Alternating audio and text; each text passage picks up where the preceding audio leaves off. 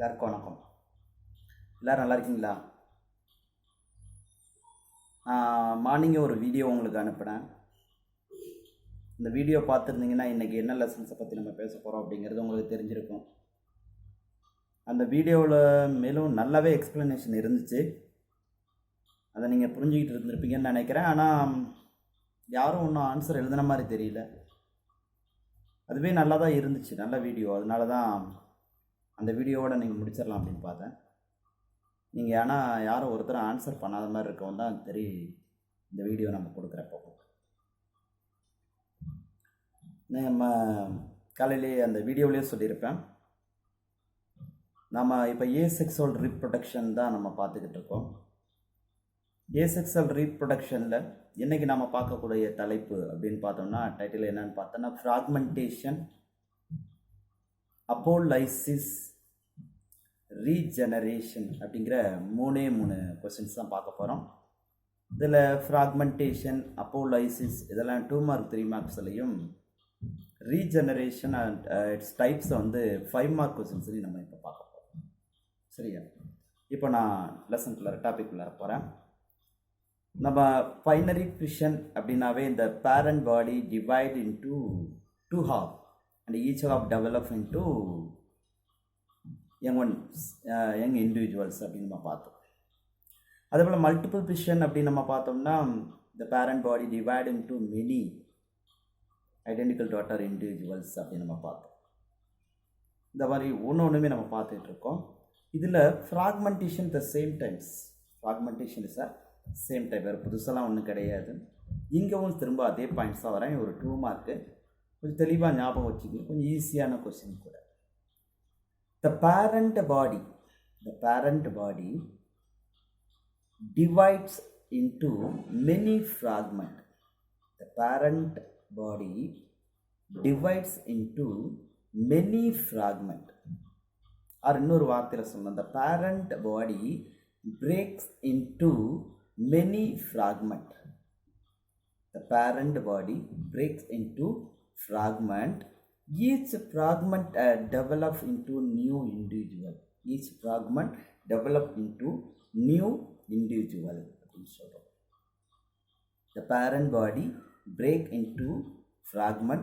Each fragment develop into new individual. Simply சொல்லணும்னா, the parent body divided into many fragments. Each fragment develop into new individuals. It mostly occur in sea animal. It is mostly occur in sea அனிமோனில் இதை நம்ம பார்க்கலாம். இதில் ஒரு 1 mark இருக்குது. அந்த இதில் சி அனிமோனில் பெடல் லெசரேஷன் அப்படின்னு ஒரு பாயிண்ட்ஸ் இருக்கும். பெடல் லெசரேஷன், பெடல் அப்படின்னா பாதப்பகுதி அப்படின்னு அர்த்தம். பெடல் லெசரேஷன் அப்படிங்கிற வார்த்தை நம்ம லெசரேஷன் அப்படிங்கிறது கட்டாகுதல், உடைதல் அப்படின்னு அர்த்தம். பெடல் அப்படின்னா பாதப்பகுதி, லெசரேஷன்னா உடைதல். அந்த சி அனிமோன் ஒட்டி இருக்கக்கூடிய இடத்துலேருந்து அந்த பாதப்பகுதி பிரிந்து இன்னொரு இடத்துக்கு மாறுறது, இதுதான் விஷயம், வேறு ஒன்றும் கிடையாது. பெடல் லெசரேஷன் என்னன்னா சி அனிமோன் அப்படிங்கிற ஒரு 1 மார்க் அந்த இடத்துல நம்ம பார்க்குறோம். சரியா? அடுத்து நம்ம பார்க்கக்கூடிய கொஷின்ஸ், வாட் இஸ் அப்போலைசிஸ்? இதுவும் எதுவான எக்ஸாம்பிள் அப்படின்னா ஃப்ராக்மெண்டேஷனுக்கான எக்ஸாம்பிள்ஸ் தான். இதை நம்ம எங்கே பார்க்கலாம்? இந்த டேப் ஃபார்மில் பார்க்கலாம். டீனியா சோலியம் அப்படின்னு சொல்லுவாங்க, நாடா புழு அப்படின்னு நம்ம சொல்லுவாங்க. பன்றியோட வயிற்றுப்பகுதியில் இருக்கும்.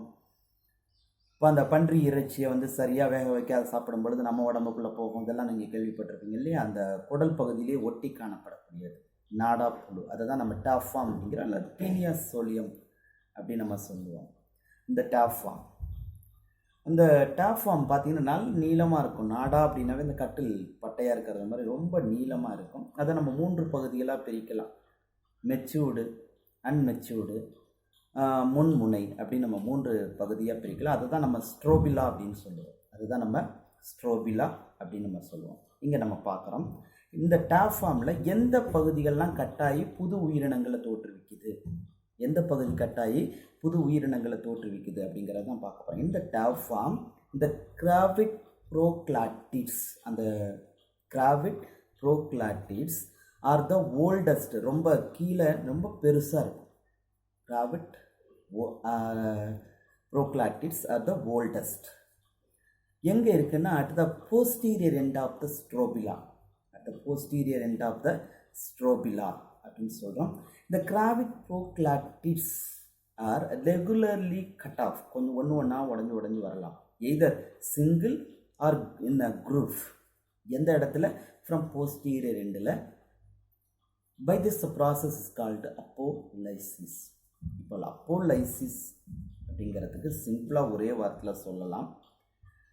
த கிராவிக் ப்ரோக்ளாட்டிட்ஸ், முதிர்ந்த அப்படின்னு அர்த்தம். Gravid proglottids of a tapeworm, அந்த விஷயத்தை சொல்லலாம். ரெகுலர்லி கட் ஆஃப், முதிர்ந்த அந்த நாடாப்புழுக்களோட முனைப்பகுதிகள் உடைந்து வெளியேறும். எய்தர் சிங்கிளாக ஆர் குரூப்பாக இருக்கலாம். போஸ்டீரியர் எண்டில். இந்த ப்ராசஸ்க்கு பேர் தான் அப்போலைசிஸ் அப்படின்னு பேர். அப்போலைசிஸ். அப்போலைசிஸ்க்கு நம்ம சிம்பிளாக இந்த வார்த்தையும் சொல்லலாம் 2 மார்க்கில் கேட்டாங்கன்னா. ஆனால் 3 மார்க்ஸில் நம்ம பிடிஏ புக்கில் அந்த கொஸ்டின்ஸ் இருக்குது. இதுக்கு நம்ம ஆன்சர் கண்டிப்பாக சொல்கிறோம். அப்போலைசிஸ் ஃபஸ்ட் பாயிண்ட்டு இந்த டவ் ஃபார்மில் இது நடக்குது. எங்கே? த கிராவிக் ப்ரோக்ளாட்டிட்ஸ், முதிர்ந்த பகுதியில் நடக்குது. அந்த முதிர்ந்த பகுதி எங்கே இருக்கும்? At the posterior end of the ஸ்ட்ரோபிலாவில் இருக்கும். At the posterior end of the strobila. அது என்னவாகும்? The gravid proglottids regularly cut off, ரெகுலராக ஒன்றா உடஞ்சி வரும். Either single or in a group. எங்கே? The posterior end. இந்த ப்ராசஸ்க்கு பேர் அப்போலைசிஸ் அப்படின்னு பேர். இப்போது வாட் இஸ் அப்போலைசிஸ்? ஆன்சர் என்ன சொல்லுவோம்?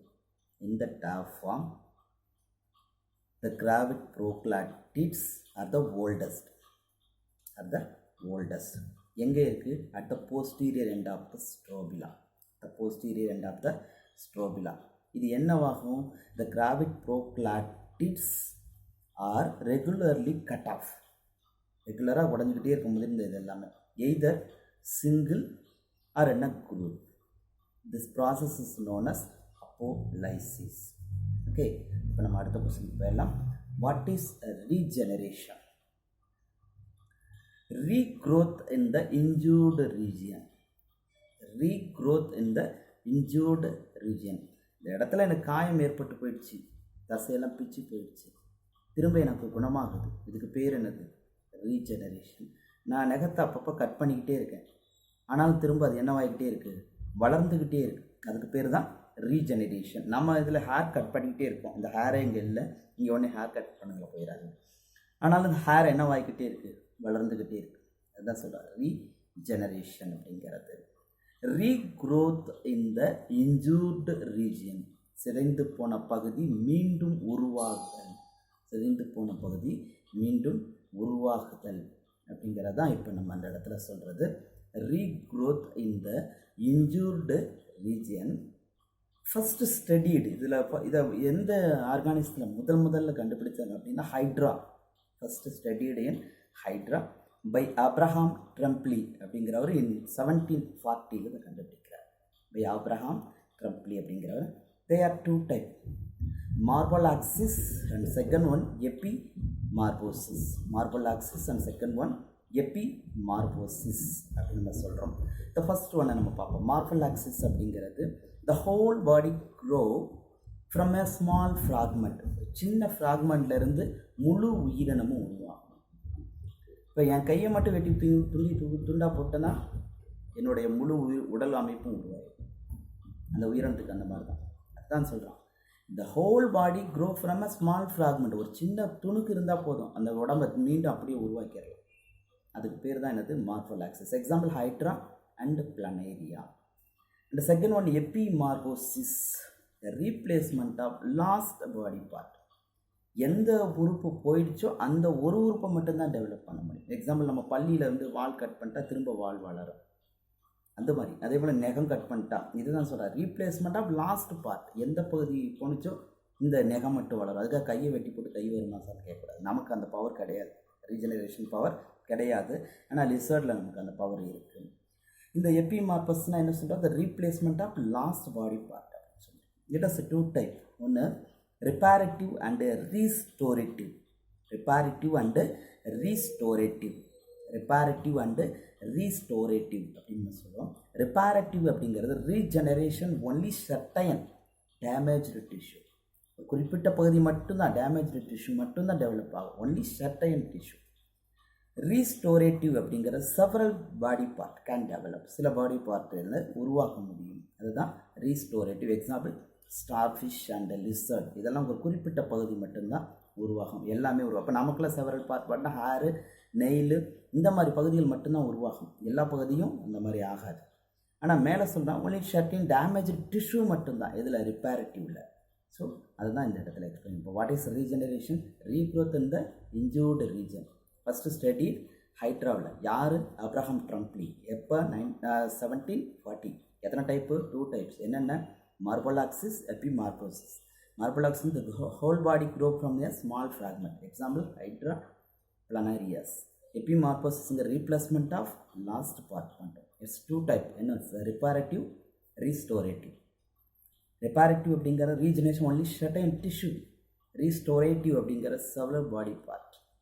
Example starfish, lizard.